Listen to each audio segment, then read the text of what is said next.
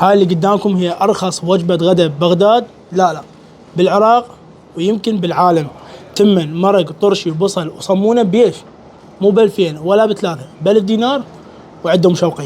وهاي اللي قدامكم هي القعدات البسيطه، ميز ميزين 3. شلونك امي؟ شو اخبارك؟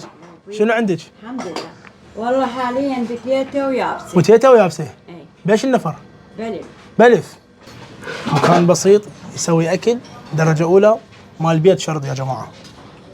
هاي اليابسه ويا صمونتين، وهذا التمن.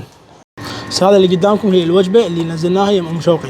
هي طبعا هنا القعده كلش بسيطه، ومكان بسيط وشعبي، واليابسه الثخينه وياها التمن الابيض. شوفنا يا جماعه، سهمكم العافيه. امانه طبعا الاكل اكل بيت، يعني تحس انه ما رايح كمطعم او رايح في مكان تجرب لي اكل، لا، اكل بيت ونظيف وطيب ورخيص. كل هاي المميزات تلقوها يا ام شوقي. هو اكيد بعد ما كملنا جولتنا اليوم لازم ننهيها ونختم بواحد من اجود وافضل انواع الشاي الموجوده في بغداد، اللي هو اكيد شاي المروج، شاي الاسود بالهيل الطبيعي. هذا الشاي متوفر ببغداد جميله، نهاية شارع الوسيلة.